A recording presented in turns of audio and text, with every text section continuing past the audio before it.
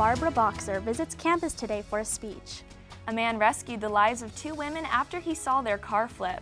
Also, electronic retailer Radio Shack plans to close hundreds of stores.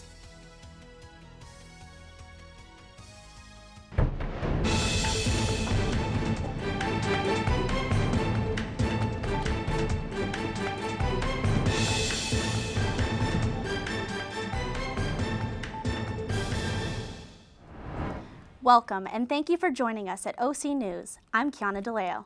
And I'm Christine Mason. OC News is brought to you by the broadcast journalism students at Cal State Fullerton. Former Senator Barbara Boxer is on campus today helping students kick off Humanities Week. Dottie Lau is live on location with more details. We're here at the Portola Pavilions at the TSU where former U.S. Senator and Congresswoman Barbara Boxer is holding a lecture and a book signing for her memoir, The Art of Tough, Fearlessly Facing Politics and Life, which is a revealing tell-all about her experiences during her service, which includes works on women's rights, families, equality, and environmental issues. Now, the lecture, which started at 4:30, is still going on behind us, but Boxer will be holding book signings for her copy of her memoir afterwards. The public as well as students are welcome to join for free. This event is just part of a week-long event which holds sessions talking about study abroad opportunities, career opportunities, and a career expo. To find out more, go to CSUF's News Center. That's all for here. Back to you guys in the studio. Yesterday, a man was hospitalized with non-life-threatening injuries after being shot by Huntington Beach officers near the area of Beacon Hill and Lawn Haven in Huntington Beach. Police arrived on the scene after hearing shots fired at about 10:30 p.m. A man and woman were both involved in the initial contact. The man was hit by gunfire and taken to the hospital with non-life-threatening injuries. The woman was unharmed, but was detained for questioning. One officer was also injured during the incident, but was treated and released from the hospital. The Orange County Sheriff's Department will be investigating the shooting. Initial details about what happened during the shooting were not made available. A brave man is a local hero today after saving 2 women from a fiery crash. The accident took place yesterday around 4 a.m. on the 91 freeway near Cerritos. According to police, the driver tried to overcorrect after merging and lost control of the vehicle. The car flipped over several times and caught fire. That's when Good Samaritan Danny Mitchell sprung into action, rushing over to the wreckage to save the women from potentially tragic fate. Both women sustained minor injuries, but nothing life-threatening. According to the California Highway Patrol, it had not been for Mitchell, both women could have suffered serious injuries. Radio Shack is closing over 552 stores nationwide after filing for bankruptcy for the second time earlier this month. California is one of the most affected states by the closure, and Orange County is non-exempt. Among 57 statewide closures, 1 store is in Anaheim and a store in San Juan Capistrano are expected to be shut down next week. In their most recent bankruptcy fling, Radio Shack stated that its debts totaled between $100 million and $500 million. The closures represent over 1/3 of its stores and will be completed by the first week of April. New express toll lanes have been added and opened on the 91 freeway. Monica Estacio is live with more details. Everyone knows it's a nightmare traveling on the 91 freeway, but the long-awaited express lanes opened up early this morning near Corona. 2 toll express lanes and 1 general purpose lane were added to the freeway in each direction to alleviate traffic. You must have a transponder to use the express lanes. A transponder is a radio transmitter that allows the electronic collection of tolls. Depending on the day, time, and direction you're traveling, toll rates will vary between $1.35 and $9.55, with higher rates during peak traffic hours. Commuters will be able to check the toll rate schedules online before hitting the roads. With nearly 300,000 drivers traveling these freeways every day, these toll roads are expected to help cut down on traffic. Reporting for OC News, this is Monica Estacio. Now back to you ladies in the studio. President Trump welcomed a world leader to the White House earlier today. Taylor Pascal tells us who paid the president a visit. Taylor? Thanks, Kiana. Iraqi Prime Minister stepped foot into the White House today. But before leaving Iraq, he said he would like to speak to Trump about the final stages to rid his country of the terror group ISIS. The two also conversed about the possible continuation of economic assistance for Iraq, as well as the overall relation between the countries. Tension emerged between the two countries earlier this year when President Trump placed Iraq along with several other countries on an executive order banning travel to the United States from certain Muslim-majority countries. Trump has since then removed Iraq from a revised order. A former United States Defense Secretary is calling on the Trump administration to make sure the military has good fighters and warriors. At a bipartisan policy center conference earlier today, Leon Panetta said the military can better protect the U.S. if there are reforms of the personnel system. He believes there needs to be an increase in defense budget, but cannot strictly focus on the weapon systems. But very frankly, our weapon systems aren't worth a damn without good people who are capable and skilled and have the ability to be able to provide the intelligence you need to be able to make those systems work. Panetta also says the president needs to have a larger strategic picture to engage allies and justify having the strongest defense system on Earth. A shocking admission from FBI Director this morning at a House Intelligence Committee hearing. Director James Comey was asked by Democrat Adam Schiff about whether President Trump's allegations that his predecessor Barack Obama wiretapped Trump Towers last year were true. Trump called out Obama on Twitter a few weeks ago and compared the alleged activity to prior presidential candidates. Comey responded saying, with respect to the president's tweets, quote, "I have no information that supports those tweets, and we have looked carefully inside the FBI." Comey's response triggered swift reaction on Capitol Hill. Senate Minority Leader Chuck Schumer called on Trump to immediately retract his allegations. Schumer also called on Trump to apologize to Obama and the American people, saying the president has damaged his own credibility as a result. North Korea seems to be getting closer to its goal of a long-range missile, known as an intercontinental ballistic missile. South Korea says the recent engine tests show North Korea is making, quote, meaningful progress. President Donald Trump directed some of his attention to the weekend to the peninsula in southern Korea. At meetings on North Korea, he's acting very, very badly. I will tell you, he's acting very badly. Trump there on Air Force One was commenting very briefly on the actions of Kim Jong-un and North Korea's latest rocket engine test. According to South Korea's defense ministry, the test showed meaningful progress in engine performance.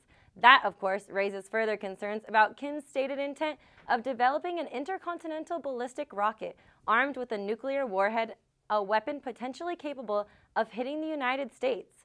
Visiting Seoul over the weekend, U.S. Secretary of State Rex Tillerson said a military option is on the table as the Trump administration reconsiders U.S. policy on North Korea. Some international watchers, though, warn a hardline approach could prod Kim into more action. North Korean attitude has been the same all the time. If there are harder pressures in North Korea, they have been revolting more hardly. The effects of North Korea's increasingly sophisticated missile program are already being felt in Japan, where some school children have been involved in drills preparing for a potential missile strike. This is definitely something we have to keep a close eye on. That's going to do it today for National News. I'm Taylor Pasqua. Back to you guys. Spring is here, but how will those temperatures be? We will have more coming up next. And the latest on sports.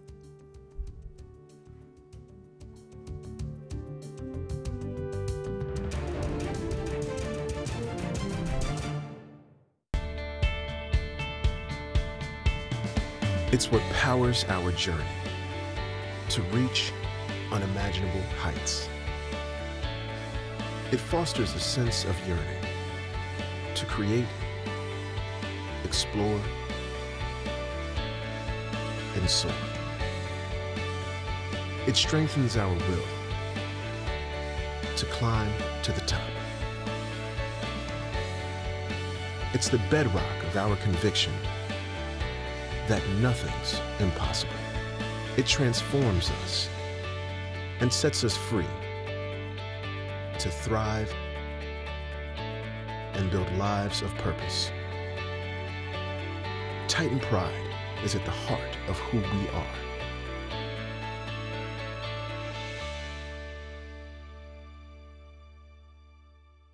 Spring break is here, but will there be changes in the weather? Let's go to Marissa Garcia with the latest.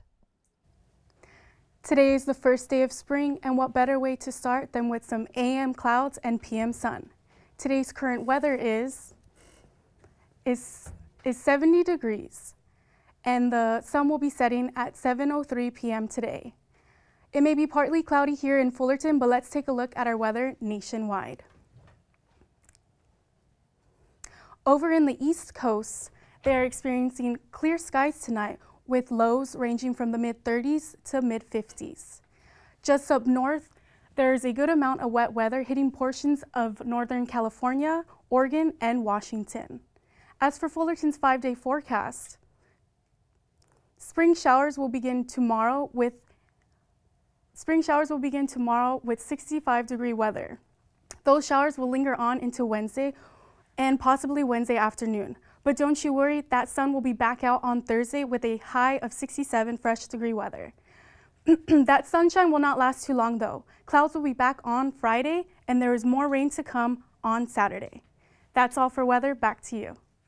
Rock and roll fans are mourning the death of one of rock's most admired icons. Francesca Loren tells us more. Hi everyone, Francesca Loren here, bringing you this week's entertainment news. Chuck Berry, one of the pioneers of rock and roll, has died Saturday at the age of 90 years old.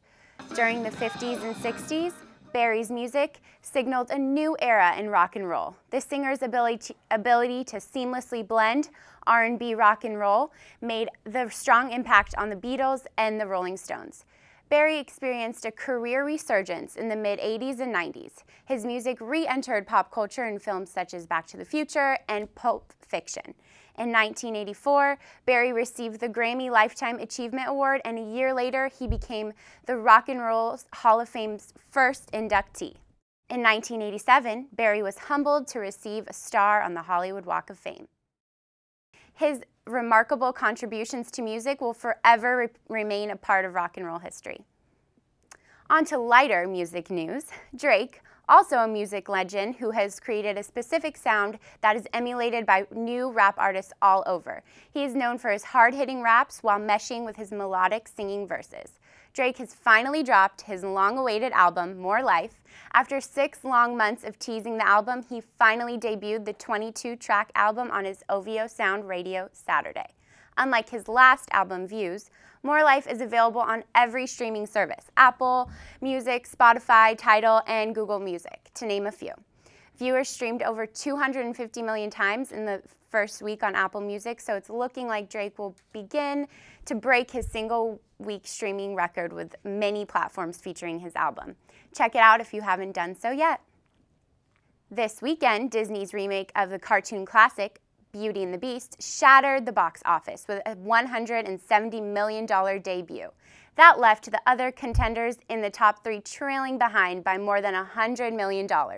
Warner Brothers action-adventure film Kong Skull Island earned an estimated $20.8 million in its second week. Not too far behind, the science fiction drama Logan came in at a number 3. It grossed $17.5 million. Sesame Street has a new Muppet. Her name is Julia, and she has autism. She's making her TV debut next month. The show's creators say that they hope Julia will help kids better understand their playmates who have autism. Julia's puppeteer, Stacey Gordon, has a son with autism, and she told CBS 60 Minutes that she wishes Julia was around in the years when her son was of Sesame Street age, as it would have allowed his friends to better understand his behaviors. Grey's Anatomy star Sarah Ramirez joined activist and civil rights groups for All Inequality Day in Austin, Texas, Monday. Organizations across Texas met at the steps of the state capitol to speak out against proposed laws they say are against equality.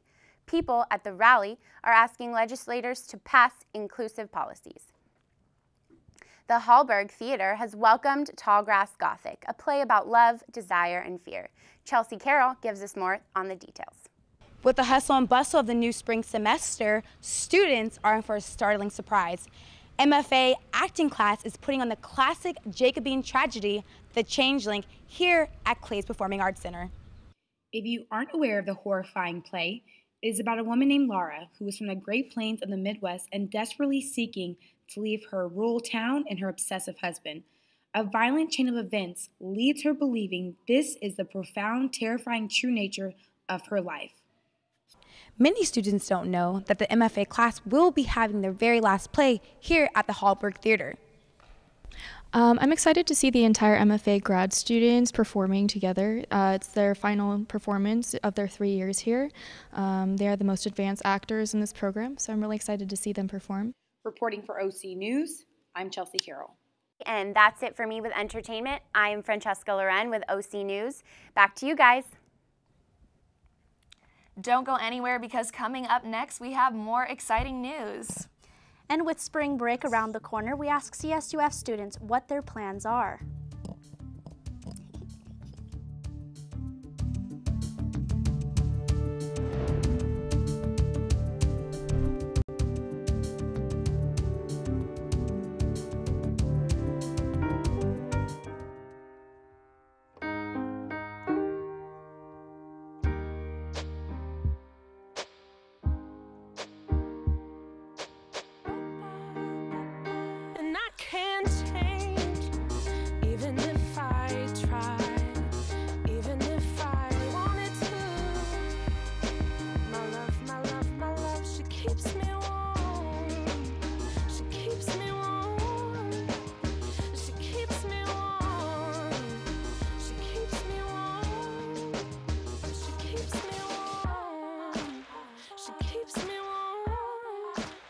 We are neighbors and best friends. I love my sister.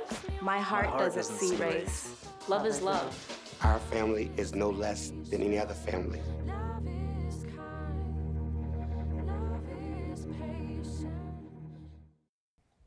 The World Baseball Classic is in the home stretch, and the sweet smell of March is in the air. Here's Lexi with all the madness. Thank you, ladies. The World Baseball Classic takes Los Angeles. Championship round starts today with Game 1. Undefeated Puerto Rico takes on the Netherlands, who are 4-2 in this tournament. Game 2 tomorrow is undefeated Japan that goes head-to-head to hometown favorite USA, who is 4-2. The games are now single-game elimination. Puerto Rico locked down their spot in LA, defeating the US Friday night 6-5. The depth on Puerto Rico's roster has been incredible throughout the World Baseball Classic. Javier Baez, Francisco Lindor, and Carlos Correa have been a big help in helping their team outscore their opponents 51-15. Their veteran catcher, Yadier Molina, has been the backbone of this team. He started studying hitters and potential lineups in 2015. His leadership behind the plate has been the difference maker in close ball games because of how well he knows his pitchers and the hitters they are facing. The U.S. fought tooth and nail to slay the mighty Dominican Republic. It was not easy, but became possible with key plays to give the U.S. the upper hand. Danny Duff started on the mound for the U.S., but got into trouble in the first. Christian Yelich doubles in the third to tie the game at 2-2. With one swing, Giancarlo hits a monster 2-run home run that leaves Petco Park in a hurry to give the U.S. the lead. The Dominican fights back. Manny Machado goes deep, but his Oriole teammate Adam Jones makes a spectacular catch to save a run. Class act, Manny Machado tips his cap to Jones. The upsets have been real. Both favored teams to win this year's tournament are gone. Number 1, Villanova, and favorite Duke. Wisconsin slays the Dragon, Villanova, 65-62, and South Carolina spoils Duke's hopes, 88-81. With those two out of the way, anyone can help but pick a new favorite. Gonzaga is the easy choice. They're number 1 because they have only one loss this entire season. They rank as the per possession defense in college hoops. They are projected to be the best Bulldog team in school history, with top performances from Zach Collins and Killian Tilly. This past weekend, the ranked number 7, the Titans swept the New Mexico Lobos. Connor Siebold 4-hit the Lobos Friday night in the first game of the series. Their 2-1 victory was Fullerton's first Friday night win of the season. Freshman Saeed Valenzuela comes up clutch in the 8th with an RBI single to give them the 5-4 lead. Saturday night, Player of the Week John Gavin strikes out 14 to clinch the Titans' 7th straight win. All right, that's all I have for you on sports. I'm Lexi Gonzalez. Back to you ladies in the studio. With spring break almost here, Jasmine Arenas is at Titan Walk asking students what they have planned, locked in during their time off. Hi guys, well we're out here on Titan Walk with the flowers blooming and the sun is out. It's totally spring. And I'm here with Cal State Fullerton students who are ready for spring break. Are you ready for spring break? All right, we've got Brooke over here. Brooke, what are you for spring break? I'm going to Lake Havasu for a late birthday trip. Wow, and what are you going to do there? What is the main attraction at Lake Havasu? I think tubing on the lake, boating, so that'll be fun. Of course, that's always fun. And then do we have Hannah over here? Hannah, you, like many other students, are probably going to be doing something that, many students will probably do, but your job is a bit different. Tell me about what you're doing. Yes, I calibrate machinery for aerospace companies. So we work for a company called Metals in Arizona. So that's where I will be the entire week calibrating machinery for aircrafts. So, yeah. See, things are different here. We have Brooke doing vacationing at Lake Havasu, and then, of course, Hannah working all week. And one more. What are you going to be doing this spring break? I'll be going to Texas this spring break. Texas? What are you going to be doing in Texas? Visiting a special someone. Ooh! All right, guys. Well, spring break is certainly underway, and students will be having a great time. Make sure that you also take away from your studies and have some fun. From Titan Walk, I'm Jasmine Arenas. Back to you guys in the studio. And that is it for this week's episode of OC News. Please make sure to follow us on our social media at OC News CSUF. See you next time.